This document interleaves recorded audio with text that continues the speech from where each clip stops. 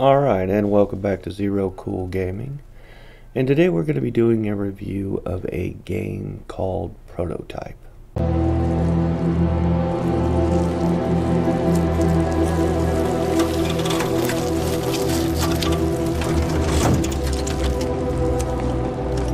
All clear.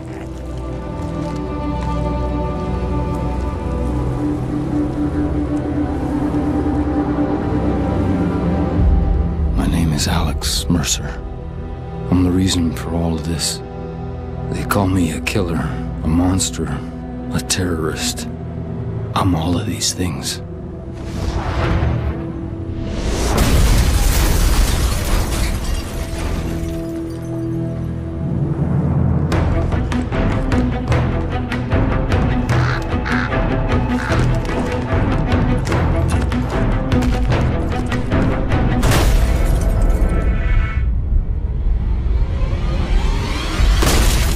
3 weeks ago, someone released a lethal virus in Penn Station.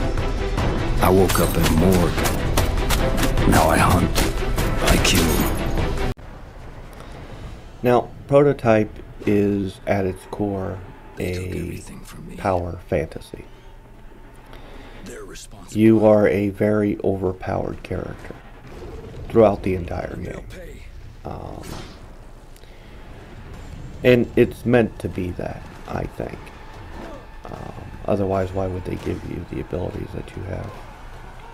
I mean, I could be wrong on that understanding, but from the experience that I had with the game, it was meant to be a power fantasy. It was meant to give you the feeling of being stronger than anything that you faced. And, you know, as long as that's not every game made, I don't mind that. But I do like to be challenged. I do like to have games that actually kill me at times. Especially if I am going into it without understanding what needs to occur in order to defeat that particular enemy. And I like games that will put me in my place and make me think about what abilities the enemy was using and then come up with proper countermeasures to it. I mean, that's engaging. That's what makes games engaging.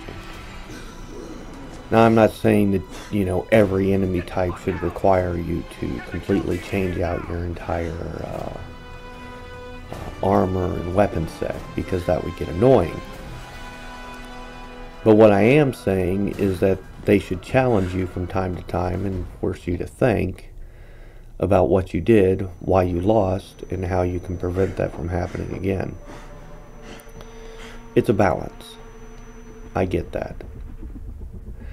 And sometimes, you know, no matter what you do, people are going to complain. But for the most part, as long as games give me a challenge from time to time and make me think about the mechanics and items that they've given me up to that point,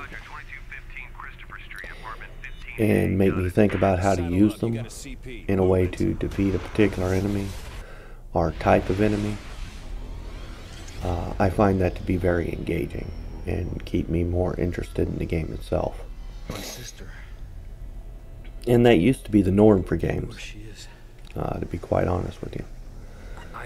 Where today, with your games for everyone, as they call them, a 5-year-old could beat most of them with just pushing one button all the way through the game. Or a average games journalist. You know, the guys who can't even get through the tutorial of hard games, like Cuphead. That was the most hilarious damn video that I've ever seen. And to top that off, the jackass who did that, and it became a meme, actually wrote a review of the game that he never got off the tutorial on. What a POS. But that just shows you just how much game journalists are willing to lie. They don't care what the truth is. They never have. They don't care what you think. I mean, how many times have they gone after gamers for what they think? It's damn near a daily occurrence at this point. And at this point, people are starting to see the fact that they absolutely hate people like us, who think for themselves and have the ability to critically think about what others say and break down their insanity and come to the realization that these people are not only ignorant, but they don't even try to play the games that they claim to have knowledge about. They don't even try to understand the lore that they claim to have read. They just make stuff up as they go. And that's a good thing. People need to realize the reality of what these people are. Liars and advocates for whatever ideology and sick, twisted agendas they have. They are not what they claim to be, that's for damn sure. But anyway, we're here to talk about Prototype. I got sidetracked there for a minute, sorry about that. So what's this game about? Well, it starts out with a... Well, actually it's one of those games that starts out where it ends. So you get to see the end of the game to begin with, and how powerful you become, and you've got a whole bunch of abilities, and you've got this and that, and then the game actually starts once you complete the tutorial. And you're taken back 18 days before the point where you started. And it shows you that you're on a morgue table and you're getting ready to be dissected. You've been infected with something that they assume has killed you. And those who are getting ready to dissect you freak out when you wake up and start moving around. They run out of the room. They go tell their superiors and the military that are around them what happened, and they get shot for their, trouble. You, seeing this, realize that you are next to be on the chopping block, so to speak.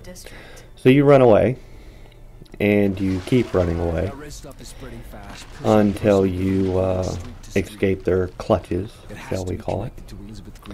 And eventually you start to realize that you are not in possession of your own memories. You know that you exist, you know that you're alive, you know that you are a human being, but much beyond that you don't know at all. So your instincts take over and you absorb a human being, and by doing so you gain access to a part of their memories, their knowledge that they had. And in doing so you start to regain some of your memories of who you are. After doing this a couple of times, you realize that you have a sister, so you try to contact her. And when you get there, the enemy forces are wanting to take her into custody and away from you, so you take them out and escort her to a safe house that she knows about. And then you leave her there while you continue your investigation into not only who you are, but who these people are that are trying to kill you. You realize that something's happened to you, but you're not exactly for sure as to what that was and how it occurred. So you run around trying to figure that out. You absorb some more memories, and eventually you make it back to your sister, who informs you that yes, you did have a place for which you lived, and she shows you where that is. And you head over to where you used to live, and you see some of the pictures on the walls and things like this. And the enemy has already wired your apartment to explode. So while you're in your apartment, they blow the room in an effort to kill you, which they failed to do so, obviously, otherwise it'd be a very short game. And that just upsets you further, because not only did they try to kill you, but they blew up all of your memorabilia as to who you were. And I would imagine that that would probably upset me too. But regardless, you work your way through them, you gain some more memories from those that you absorb, and then you eventually make it back to your sister, who informs you that there is a test subject that the company you once worked for took into custody. And maybe you should contact this test subject and see if they have any information about, yourself and what's going on, and the company and what they're doing to people. So you run off to do that, and when you get there, the test subject attacks you, and then shares with you some of her memories and knowledge, and then runs off. With this new gained knowledge base, you realize that there's some pretty sick stuff that's going on. The company that you work for is not a good company. Of course, you already came to that conclusion before this point. This just puts more ammo into the fire, I guess is a way of putting it.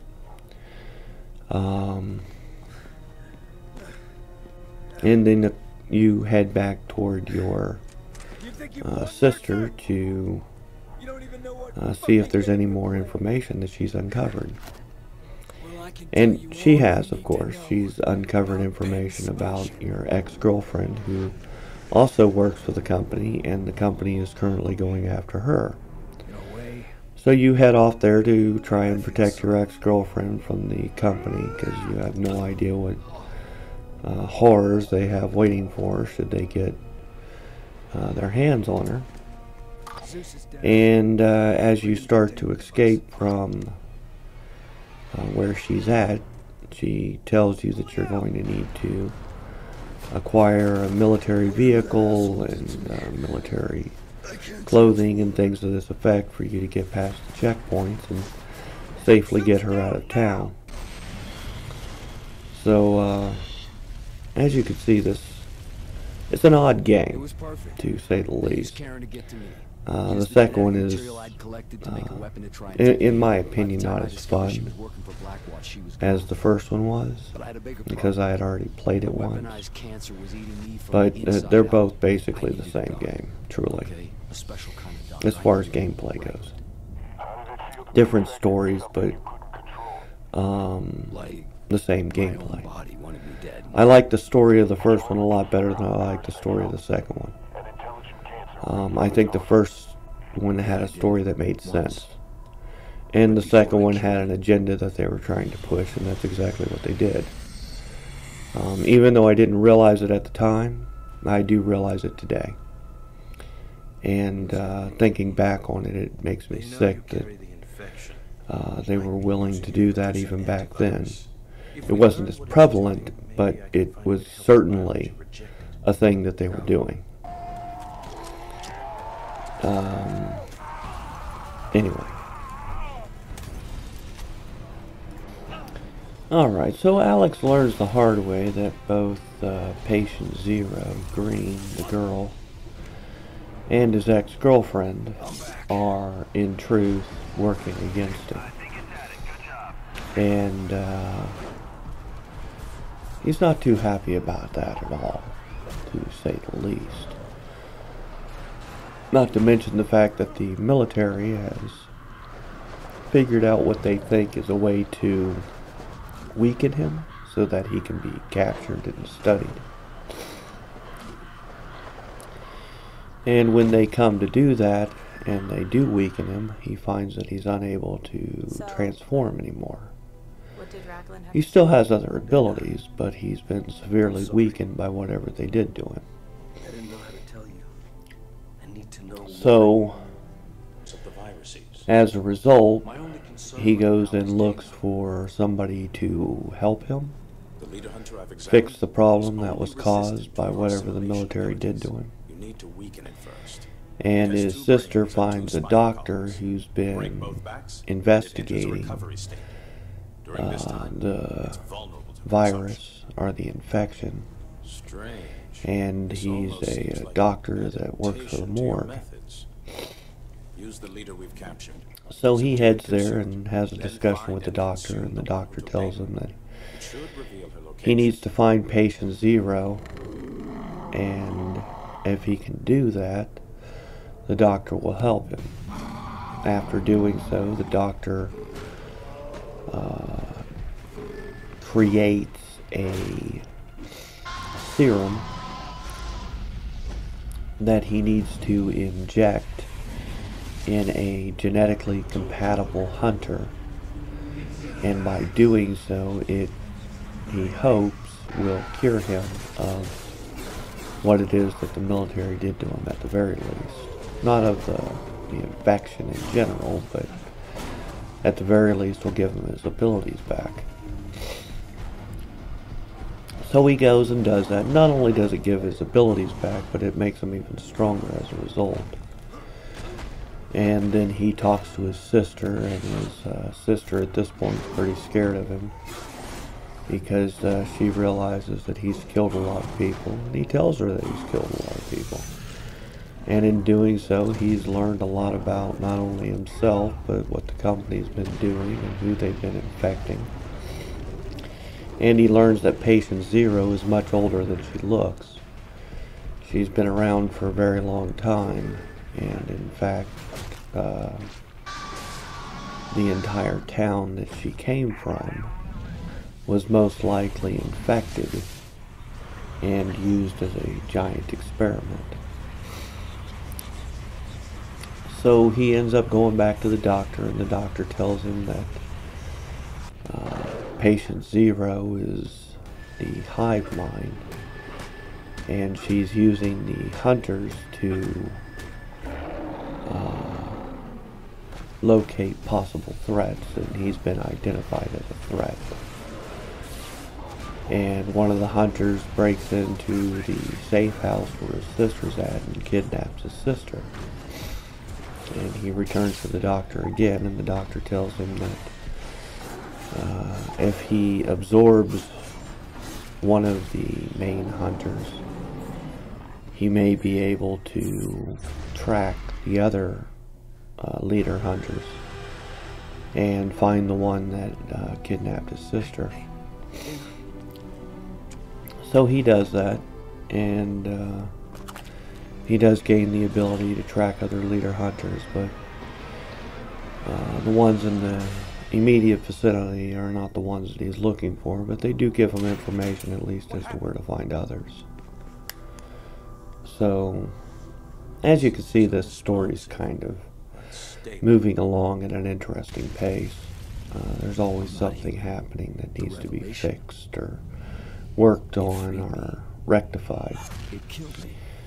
It's not the best story in the world, truly, but it's interesting enough to tie the insanity of the gameplay itself together and give you some reason to go on, because as a power fantasy, I mean, once you played the first, couple of hours of this game, you've really played the entire game at that point, truly.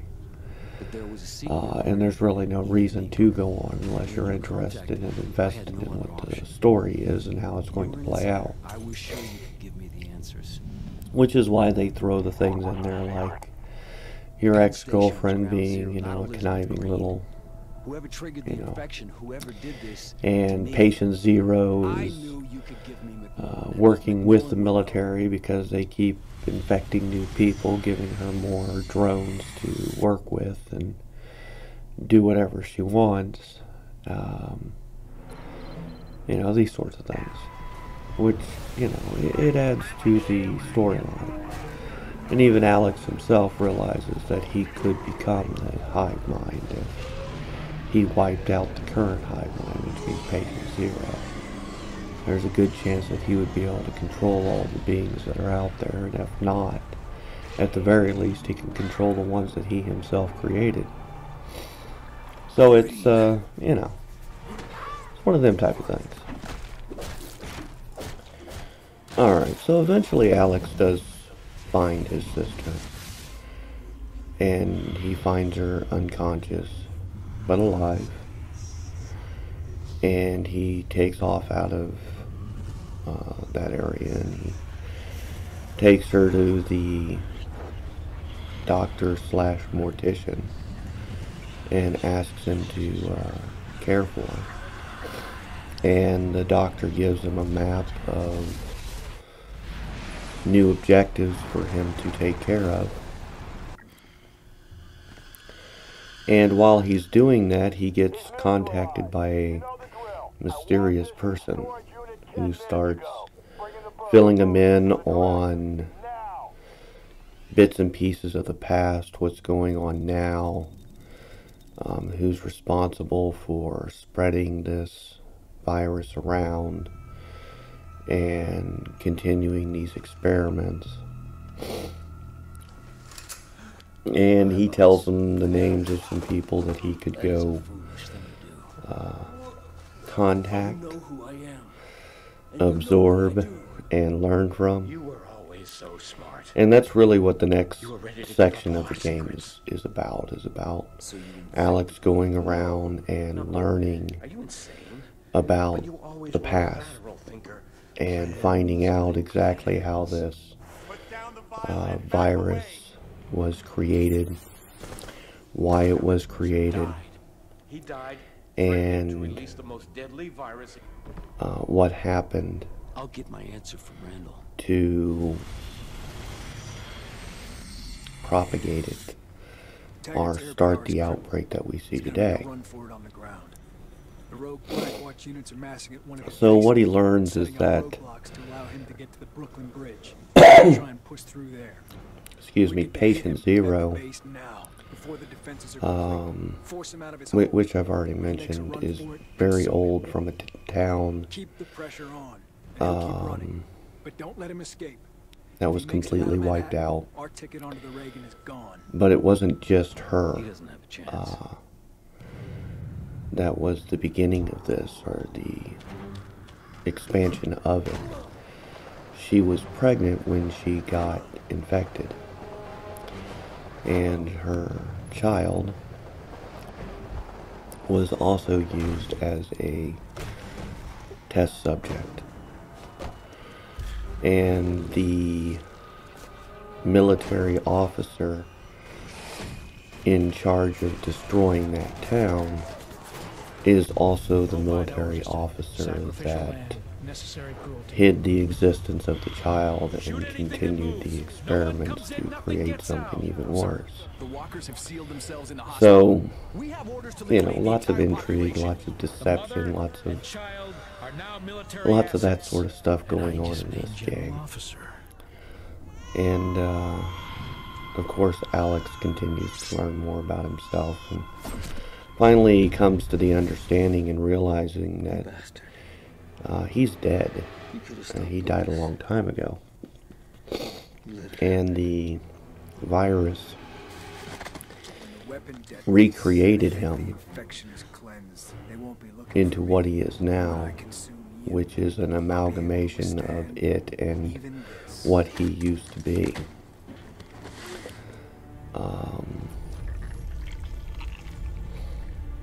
And of course he gets more phone calls from his mysterious benefactor.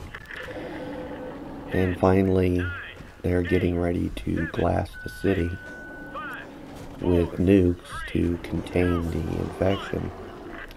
But they want to make sure that they get a couple of people out of the city before they do that. So his benefactor tells them exactly who it is that they want to get out of the city, and explains to him that if he can put an end to that by taking out all the helicopters, that they'll delay the bombing of the city. And at first Alex doesn't want to believe that they'd be willing to do that, but then he remembers that they completely glassed a city in the past to contain this virus once, so why wouldn't they do it again? So you go around and you take out all the helicopters and you prevent the extraction of these major players. Eventually you go after the military commander that's not only the cause of all of this insanity, but is wanting to nuke the city to put an end to this new outbreak. And once you have his knowledge base, your benefactor makes it known who he is. And he's actually the military officer that's been hunting you down this whole time and injecting you with different concoctions to try to weaken you. And basically he just wants to consume you to strengthen himself, because he's in many ways just like you. He's been recreated by the virus. And you learn that the most recent outbreak is in many ways a result of your own actions. Not your fault though. I mean, they absolutely pushed you to the point. You were going to die either way. You had tried to sneak a sample out to blow the lid off of this project and get it shut down. And they sent out soldiers to slaughter you before you could do so. So when they started putting bullets in you, you threw the vial down on the ground, released the virus, and actually ended up falling on top of the vial that you had broken, which is how you got infected so quickly and by such a massive amount. And when the virus recreated you, a lot of your, in fact, most of your memories were gone as a result. And who you are now is not who you were before, because now you have not only some of your own memories, but the memories of all of those that you've consumed, which obviously turns you into somebody else. I mean, the way that he puts it is a little more violent, shall we say. But regardless, it amounts to the same thing. You're no longer the human that you were before all of this started.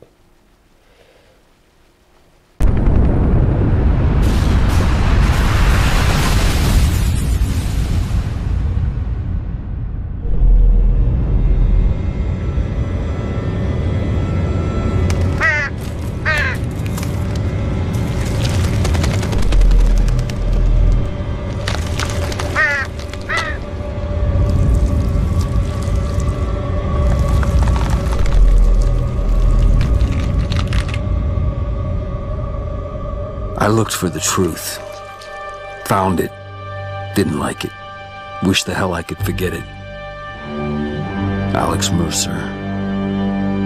The city suffered for his mistakes. For what he did at Penn Station.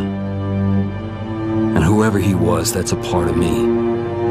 Because when I close my eyes, I see the memories of 1,000 dead men screaming as I take their lives. Moments I'll relive forever. What have I become? Something less than human, but also something more.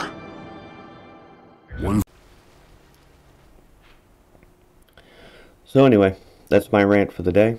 I hope that you enjoy the rest of yours. If you could hit the like, subscribe, rumble, follow button, all that does help. And I will talk to you later.